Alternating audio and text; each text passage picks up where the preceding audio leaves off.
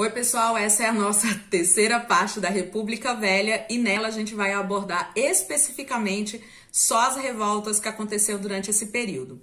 Então nós temos que a situação do Rio de Janeiro nesse século XX não era uma situação muito boa. A gente abordou essa questão do saneamento básico do Rio de Janeiro lá nas aulas sobre as doenças e a história. E vocês puderam perceber que o Rio de Janeiro, então, ele passava por uma série de sistemas precários de saneamento básico, principalmente aí, então, como posso dizer assim, a questão de várias doenças aí saindo do controle. Então, entre elas a gente tem a peste bubônica, a varíola, a febre amarela e a tuberculose, que é o mal do século XIX. Então, essas doenças acabaram aí, como se diz assim, causando bastante instabilidade nesses governos.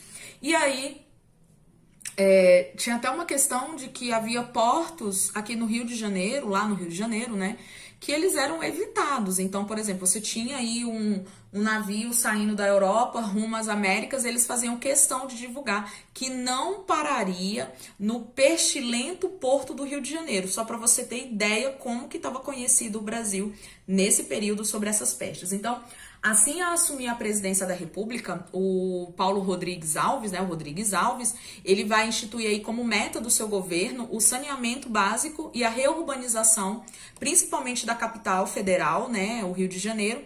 Então ele vai convidar uma junta de pessoas para poder ali ser os seus ministros frente ao combate dessas epidemias.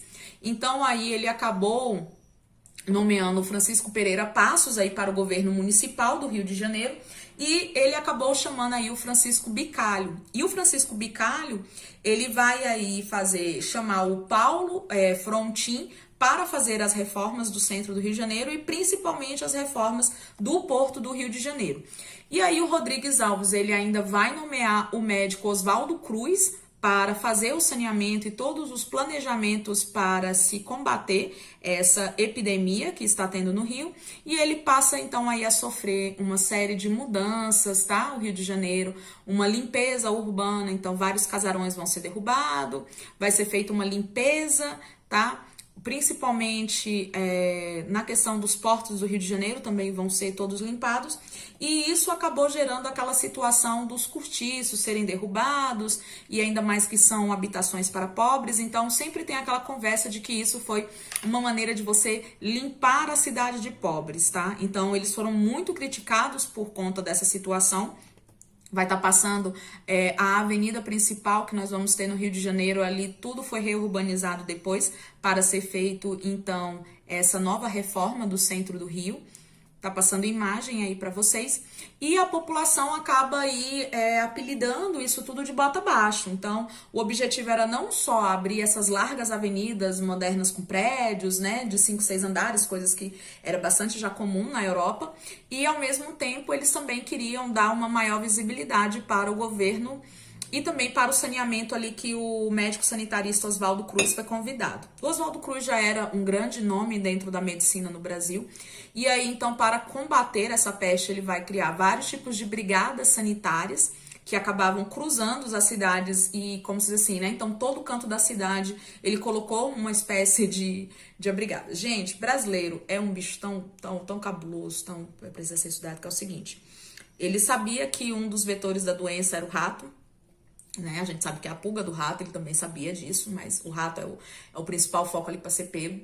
E aí o governo começou a pagar para quem trouxesse ratos. E o brasileiro, você já sabe, né? Gente, tinha dois né, cariocas ali, que eles tinham uma quantidade de rato fora do comum. Então, assim, eles acabaram batendo tudo que era meta de pegar rato. E aí o governo, em uma das campanhas, acabou descobrindo que eles estavam criando os ratos. Então, eles criavam os ratos, levavam os ratos para a venda e trocavam ali, né, por um dinheirinho. Gente, então, assim, a gente precisa ser estudado, né? E aí a gente acabou, o Oswaldo Cruz colocando os estudos com a vacina, a lei da vacina obrigatória em 31 de outubro de 1904. E, gente, nessas brigadas sanitaristas. Foi feito também a campanha Mata Mosquito, que passava aqueles carros soltando aquelas fumacê para matar, né, os mosquitos. Então, a gente tem aí que foi uma situação bastante desconfortável no Rio de Janeiro, porque é aquela coisa, gente, não houve uma comunicação, como se diz, eficiente entre a população e o governo sempre falando muito difícil e a população não conseguindo entender, principalmente a população mais humilde. E aí aquela questão, né? Descobriram que a vacina era a própria doença inoculada, a gente já falou dela lá no vídeo sobre doenças, passa lá que a Mariana, a professora de biologia, tá explicando como é que funciona. E aí sempre tem aquela, como se diz assim, você toma uma vacina e é meio que você se sente doente logo depois da vacina. Eu não sei vocês, mas quando eu tomo a vacina antigripe, eu sempre dou uma gripadinha ali naquelas semanas seguintes. E aí sempre sai aquela conversa, né? Sobe um ali no banquinho e fala, rapaz, sabe Maria de Joaquim da rua ali de baixo? Ela tomou uma vacina e ficou mal. Kika da ali, ó. Ó, Zefa, filha de Zé, morreu. Estão dizendo que é da vacina. Então, esse conversê dizendo que a vacina estava adoecendo a população, saiu também. Então, a população acabou se sentindo, como se diz, ameaçada, já derrubaram minha casa, agora vão me matar. Então começaram a dizer que era uma verdadeira campanha de mata pobre. E houve uma resistência muito grande com isso, gente. Então, assim, não pense vocês que os sanitaristas conseguiam entrar. E outra coisa, deixa eu contar uma coisinha pra vocês. A tradicional família brasileira ficou revoltadíssima com os sanitaristas, porque eles iriam, aqui ó, os bracinhos das suas esposas iriam ser colocados em xeque. Tá? Então, assim, é um absurdo você entrar na minha casa, ver o braço da minha esposa, porque se você vê o braço da minha esposa, você poderia se sentir seduzido pelo braço da minha esposa. Ah, gente, pelo amor de Deus. Olha o tipo de pensamento da galera, tá? Então, eles estavam se recusando a tomar vacina pelo medo e da desconfiança e também porque tinha que mostrar um braço. Pelo amor de Deus, né, gente? Mas é o início do século XX, muita coisa ainda para acontecer. Então, assim, ficaram bastante, como se diz, revoltados com isso e foi feita a revolta da vacina. Então, eles foram recebidos com tapa, com pontapé, correria. Tá passando aí também os tipos de vacina. Eu acho que eu também correria com um tipo de injeção dessa daí, né? Então, essa vacina obrigatória foi a gota d'água, gente. Isso acabou aí provocando essa revolta. Boa parte da população vai aí, então, se opor contra mostrar a sua intimidade, tá, pessoal? Que são braços, né? Vão aí acabar, então, se revoltando contra isso tudo, tá? Então, gente, a raiva contra o Oswaldo Cruz e o governo acabou provocando, então, essa grande revolta popular. Foi feita uma pobre adora uma passeata, adora um comício, né? Nós ali, o povão, a massa, a gente gosta de estar junto, né? Mas nesse momento não é pra ninguém estar junto não, tá, gente? Mas aqui tava. E aí eles vão começar então a incendiar, bombardear, tocar fogo em carroça, fazer piquete, que é aquelas coisas, né? Que todo um bom manifestante gosta de fazer. E aí então o governo vai acabar cedendo, tá? A isso tudo aí. E vai derrubar o Rodrigues Alves, você sabe que ele morre, a gente já acabou de falar disso aqui, né? E foi feita aí a liga contra a campanha da vacinação obrigatória. E aí depois, lá pelo dia já 10 de novembro daquele mesmo ano, foi iniciada uma série de confrontos. No dia 14, os cadetes da Escola Militar da Praia Vermelha acabaram se rebelando contra esse governo, respondendo com bombardeio aí nos morros do bairro da Saúde. E no dia 16, o Rodrigues Alves aí acabou revogando a lei da vacina obrigatória, voltou atrás, tá? E com o apoio do Exército e da Marinha, ele ocupa o bairro da Saúde e acaba com a revolta. Como se diz assim, o saldo negativo disso tudo que a gente tem 23 mortos, 67 feridos e 945 pessoas presas, das quais quase a metade eles acabaram sendo deportados para um novo estado. Para a gente falar desse novo estado, vamos voltar aqui um pouquinho. Em 1903, foi feito um acordo com a Bolívia, por quê? digamos que durante a exploração da borracha, a gente ultrapassou um pouquinho as margens do que o Rio Branco tinha estabelecido, né? O diplomata Rio Branco tinha estabelecido ali para aquela região. E aí a gente acabou ultrapassando isso tudo. Então foi convidado o governo boliviano, junto com o governo do Brasil, a fazer o Tratado de Petrópolis. O que é o Tratado de Petrópolis? A gente pagaria uma indenização à Bolívia sobre aquela parte que ficou, né, e que é conhecida até hoje como o Acre, tá bom? Então, esses revoltosos aí, grande parte deles foram deportados para povoar o Acre, tá, pessoal? Então, foram mandados aí para o exílio no Acre. E aí, nós temos, então, aí, passando na tela com vocês, esse novo território. E aí, essa insurreição, né, popular que nós temos, o Rodrigues Alves conseguiu combater tudo isso, conseguiu trazer aí uma certa ordem novamente ao Rio de Janeiro. Então, se encerra aqui a revolta da vacina e nós vamos falar agora sobre a revolta da Chibata. Na revolta da Chibata, pessoal, ela é um importante movimento social que vai ocorrer aí nesse século XX, na cidade do Rio de Janeiro. Ele começa ali no dia 22 de novembro de 1910. Deixa eu falar uma coisa para vocês. Grande parte do exército, da marinha, do Brasil, eram compostos por ex-escravos, tá? Aqueles mesmos alforriados lá no Império. Por quê? Porque como eles não eram, como se diz assim, aceitos em muitas formas de ofício, o exército, a marinha, acabou absorvendo bastante o quadro de muitos jovens que não conseguiam emprego nas cidades. Então, grande parte desse público era o público aí, filhos de escravos. Então, aquele velho, como se diz, preconceito brasileiro vai ser um reflexo muito pesado aqui dentro da revolta da Chibata. Então, esses marinheiros acabavam sendo punidos e castigados mesmo fisicamente. Por isso que o nome é chibata, é você bater, tá? Então, toda vez que eles faziam uma falta grave, por exemplo, eles eram punidos com 25 chibatadas, né? Chicotadas. Então, essa situação acabou gerando uma revolta entre os marinheiros, principalmente na ideia de que ainda se mantinha conservado aquela tradição horrorosa da escravidão de se maltratar pessoas. A revolta toda começou quando o marinheiro Marcelino Rodrigues ele foi castigado a 250 chibatadas por ter ferido um colega dele dentro de um encoraçado da marinha lá no Rio de Janeiro. Esse navio de guerra ele estava indo para o Rio de Janeiro. Essa punição ocorre na presença de tantos outros marinheiros.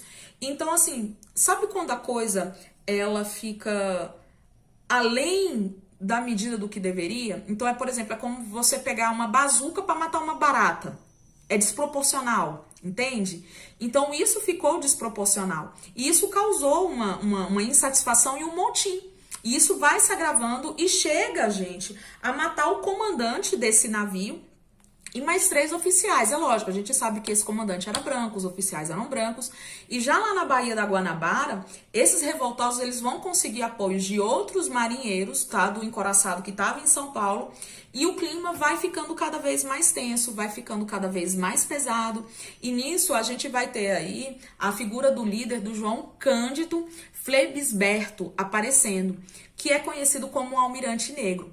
Então, ele vai fazer uma carta, colocando ali no papel, reivindicando principalmente o fim dos castigos físicos, a melhoria na alimentação e a anistia para todos aqueles envolvidos, tanto no encoraçado do Rio, quanto no encoraçado de São Paulo. E caso isso tudo não fosse cumprido, eles ameaçavam bombardear a cidade do Rio de Janeiro, já que eles estavam com um navio de guerra, né?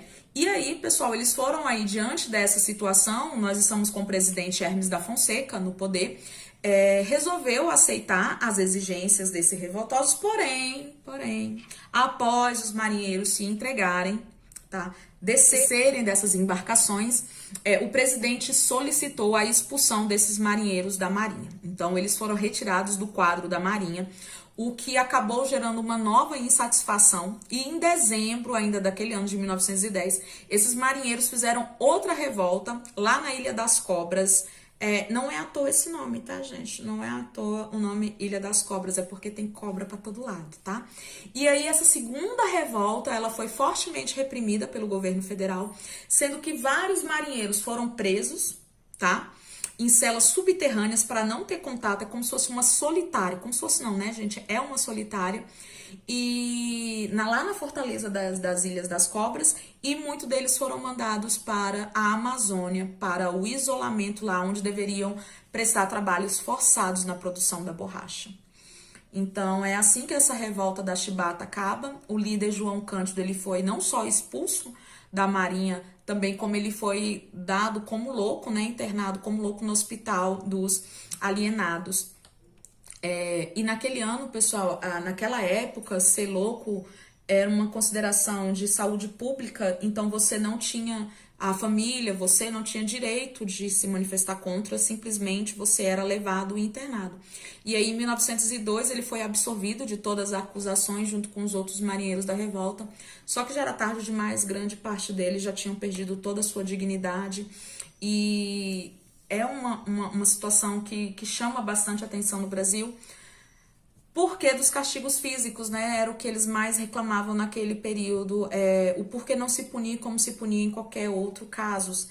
Então, isso demonstra muito a questão do, como se diz assim, dos problemas sociais que o Brasil ainda enfrentava naquele período, tá? O tenentismo, a gente já falou sobre o tenentismo, que é esse movimento de caráter político-militar que nós tivemos aqui no Brasil, que vai de 20 até 30, conhecida aí, né, como o período da República Oligárquica ainda, e conta basicamente com a participação desses tenentes. É um movimento de contestação contra a política dos governadores, a política cafeeira do Brasil, esses altos índices de corrupção. Então era uma tentativa de moralização novamente dessa política brasileira. Esse movimento, ele defendia o fim do voto de cabresto, a questão das violências que os coronéis faziam nas regiões, nos estados, nesses municípios. Eles queriam uma reforma do sistema educacional do Brasil, e eles também queriam a questão do sistema do voto aberto para todo mundo, que aquilo fosse trocado pelo voto secreto, né? Então ele achava que aquilo era uma forma de você, como se diz, deixar as pessoas com medo, né? Então, além disso, eles eram favoráveis à liberdade dos meios de comunicação, já que eles eram controlados por essas políticas desses governantes, e eles também queriam aí, como se diz assim, um representante para compor o poder legislativo que fosse aí mais autônomos. Então, como vocês sabem, a eleição do Arthur Bernardes acabou gerando esse descontentamento, foi acusado de fraudes, disseram que haviam corrompido, que isso foi feito pelos grandes cafeicultores, e aí essas eleições tornaram tudo mais tenso entre esses governos. E aí, em alta circulação nos jornais da época, e aí com essa vitória eleitoral, né, do Arthur Bernardes, através aí dessas oligarquias, houve essa primeira manifestação, uma série de levantes que ficou conhecido como os 18 do Forte de Copacabana, ocorridos, né, em julho de 1922. E nos 2 anos seguintes, a gente tem a segunda revolta tenentista, que a gente já falou dela, com o apoio do Rio Grande do Sul, em 1923, e também com outra com o apoio de São Paulo em 24, que mostrava, como se diz assim, essa forte presença dos tenentes dentro do cenário político e dessas políticas de afirmação dos militares dentro do Brasil. Em 25, a gente tem uma reunião, que é a Coluna Paulista, que acabou fazendo um verdadeiro movimento de guerrilha dentro do país, e da Coluna Rio-Grandense, aí originando a Coluna Miguel Costa ou Luiz Carlos Prestes. E aí essa coluna, ela acabou aí percorrendo a pé ou a cavalo mais ou menos 25 mil quilômetros do território do Brasil, e integrantes aí falando sobre a repressão dos coronéis com um viés totalmente socialista, daqueles aos moldes lá europeus, feito aí por Karl Marx.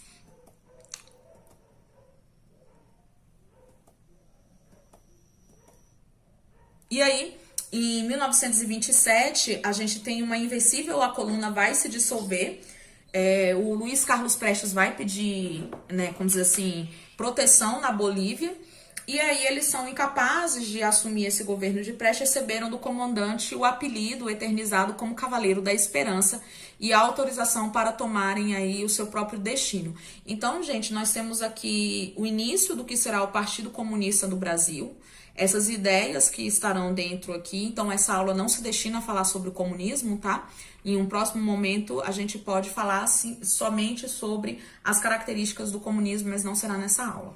E aí, nós temos que em 1930 acaba entrando, né, Getúlio Vargas no poder, de uma maneira provisória que durará só, né, 15 anos. E aí, a gente também tem a Semana de Arte Moderna, que vai ficar aí para a professora Leide falar um pouquinho sobre essa semana pra gente, tá bom? Então, bora lá! Então, passado aí todos esses movimentos urbanos que a gente viu, então, o tenentismo, a revolta da vacina, a revolta da chibata, nós agora vamos falar sobre como o campo estava.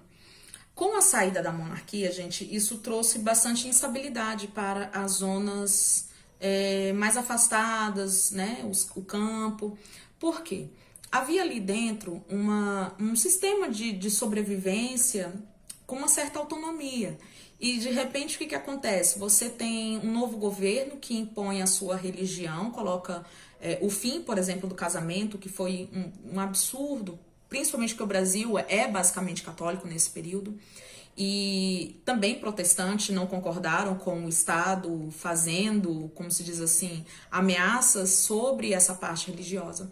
Então nós temos vão se indignando com a situação de miséria e opressão, então produtos como carne, leite passaram a ser produtos de luxo, a população mais pobre não tinha mais acesso a esse tipo de alimento fácil, então nós vamos ter aí uma série de movimentos que vão ficar conhecidos como movimentos messiânicos, sim, naquela ideia do termo do Messias, né? Você tem aí para designar essa crença que haverá um líder político capaz de trazer uma instabilidade, que vai ser considerado de conduzir novamente a população para uma era de felicidade, de justiça. Então havia essa esperança por parte dessas populações e ela não era a república, tá, gente? Eles não viam isso dentro do regime republicano. Então essa crença dessa ideia messiânica que vai se desenvolvendo, principalmente entre essas pessoas mais castigadas pelo sofrimento desse cotidiano, da miséria, da fome, da seca, das injustiças sociais. Isso tudo, então, vai trazendo, como se diz assim, essa esperança e essa vontade que esse movimento messiânico surja. A primeira que nós vamos ter aí dentro desses movimentos messiânicos é a revolta de Canudos, que vai acontecer lá no sertão da Bahia, começa de 1893 a 1897. Tem como seu principal líder aí o Antônio Conselheiro, ele é um beato da Igreja Católica, daquelas alas mais radicais da Igreja Católica. Então ele vai sair denunciando as crises que a República trouxe. Entre elas ele vai ser um ferrenho crítico republicano, ele é a favor da monarquia, ele dizia que a monarquia mantinha um valor de padrão moral, de padrão humano para as pessoas, que as pessoas nunca tinham passado tanta fome como estão passando agora. Então, em certas regiões desse sertão baiano, havia um confronto com o governo, com o exército, no seguinte de que tinha que pagar impostos. Então, se você não tinha dinheiro para pagar esses impostos, o governo levava suas terras, suas cabras, suas galinhas, o que você tinha, o governo carregava. E o Antônio Conselheiro, então, conversando com essa população, ele acabou ali tendo vários adeptos daquela ideia dele e que ele criticava isso tudo. Então, nós temos, como se diz assim, vários sertanejos passando necessidade, ouvindo que deveriam se fortalecer um no outro como irmãos, como fraternos. Então eles vão acabar montando um acampamento. Esse acampamento de Canudos chegou a comportar aí mais ou menos 25 mil famílias, tá? E isso começou a gerar uma insatisfação perante o governo brasileiro. Então você vai ter que o governo ele vai começar, como se diz assim, a se sentir ameaçado pelas ideias. Professora, a ideia do Antônio Conselheiro é uma ideia socialista? Não, não é, gente. Olha o anacronismo. Por quê? O Antônio Conselheiro, ele é católico, ele tem como base a Bíblia, então ele vai puxar pelo catolicismo. Não é o socialismo católico, mas sim pela ideia da fraternidade. É muito mais uma ideia de cooperativismo do que de socialismo. Então não é a divisão igualitária dos meios de produção, não. Nós estamos falando de quê? O Arraiá de Canudos funcionava como? Você tinha lá o barracão central, então o que você produzia, você levava para o barracão, e já tirando logo da sobrevivência da sua família, e você trocava. Então, se você tinha galinha, então você trocava suas galinhas, os ovos, pelo que você não tinha, leite, farinha, né, e tantos outros produtos aí que você poderia não ter. Então, criou-se aí rumores de que Canudo estava armando algo para atacar a capital e depor o governo, reinstalando uma monarquia. E nada disso era verdade, né, gente? Então foram feitas 3 expedições contra Canudos. Essas 3 saíram derrotadas, inclusive a comandada pelo o Antônio Moreira César, conhecido como o Coronel Corta-Cabeças, né? E aí, como se diz assim, essa derrota desse exército por Canudos. Por que Canudos, professora?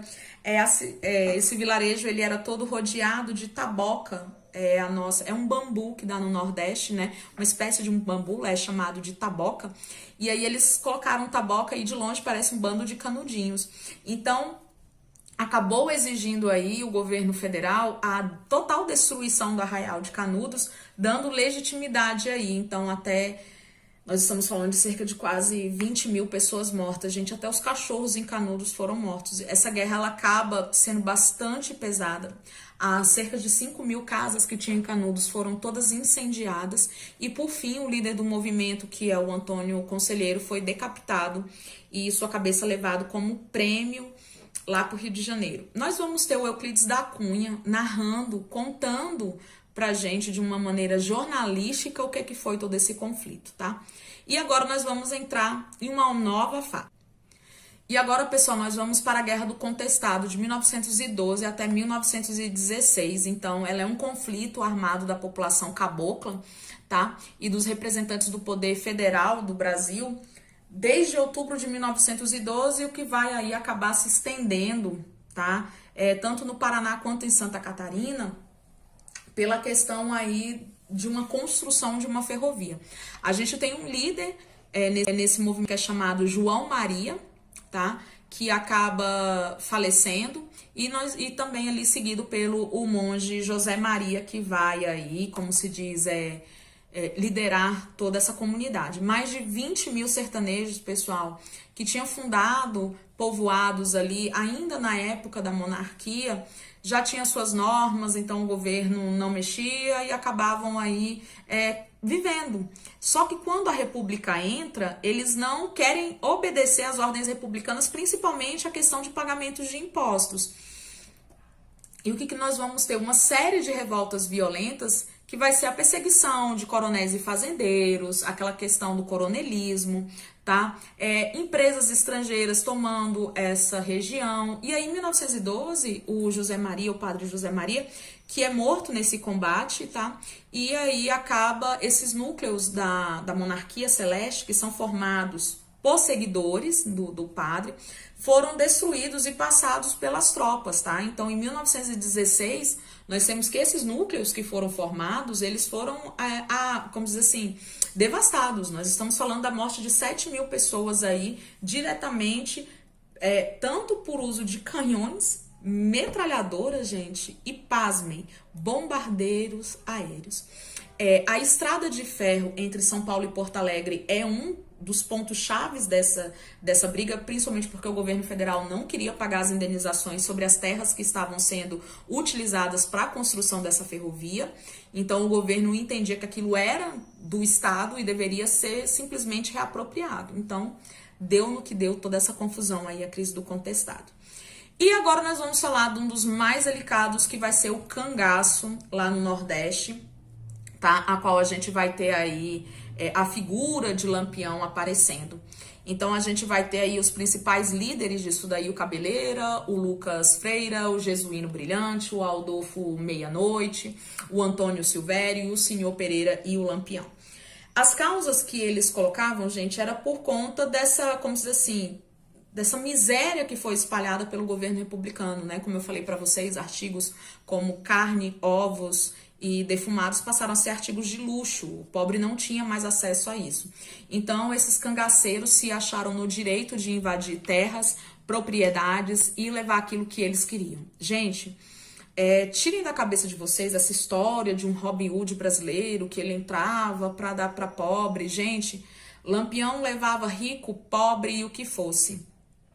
A gente que tem uma história no Nordeste, que tem família no Nordeste, amigos e parentes lá, a gente escuta muita história de Lampião ter entrado no seu bando em fazenda, ter matado os animais, torturado. E eu tô falando de famílias pobres, eu não estou falando só de famílias ricas, eu estou falando de famílias pobres. Há relatos de muita documentação. Eu já ouvi pessoalmente pessoas que passaram por isso, que viam os avós passando por isso e que essa história perdura até hoje dentro da família. Meu esposo é de Pernambuco, a gente escuta muito essas histórias. Minha mãe é do Maranhão e mesmo lá a gente escuta bastante essas histórias. Então, assim, não venerem, não coloquem como herói, tá, gente? Muito cuidado nesse momento. Então, nós não estamos falando de um movimento que era para tirar de rico e dar para pobre. Não, ele tirava de rico, tirava de pobre, de todo mundo que era contra o cangaço. Então, eles levavam as meninas menores de idade para serem mulheres desses cangaceiros. Então, elas eram obrigadas e carregadas ali.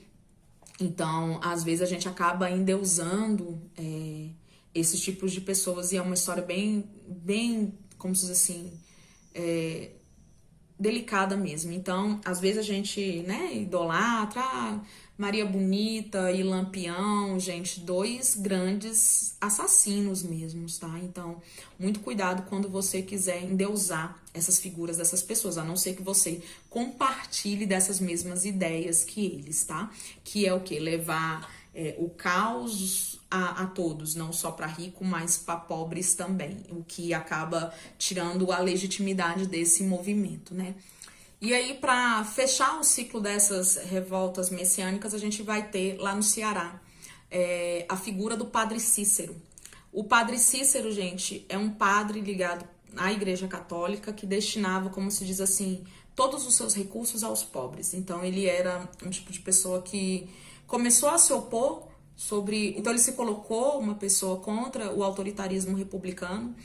Então ele acabou sendo afastado, ele foi retirado dos quadros da Igreja Católica e aí depois ele foi reintegrado e uma série de pessoas muito pobres acabaram ligando a figura do padre Antônio Cícero como uma pessoa protetora mesmo dos pobres. Eu tenho uma história com o Cícero Romão Batista, que o meu avô, ele foi abandonado no Ceará e ele foi encontrado pela minha bisavó costurado dentro de uma rede chorando. E era um dia de Cícero Romão Batista, né, do Padre Cícero, que é o protetor dos pobres. E naquele dia, aquela moça ainda, como assim, muito jovem, ela tinha cerca de 17 para 18 anos de idade, ela resolveu criar aquela criança e levou ele com ela e ela acabou, como se diz assim, sendo uma mulher à frente do seu tempo. Então você pensa uma moça tão jovem com uma criança que não era seu filho e ela acabou ali encontrando, né, como se diz assim, um apoio no seu noivo, que casaram-se e criaram meu avô como filho e fruto daquele casamento. Então, toda vez que fala do Padre Cícero, eu tenho esse carinho muito grande. E meu avô foi batizado como Cícero Romão Batista. E ele não está mais entre nós hoje, mas toda vez que eu toco nessa aula, eu sempre fico muito emocionada e muito, como dizer assim, agradecida ao Padre Cícero por essa bênção na nossa vida, tá? Então, pessoal, é isso. E aqui se encerra essa terceira parte.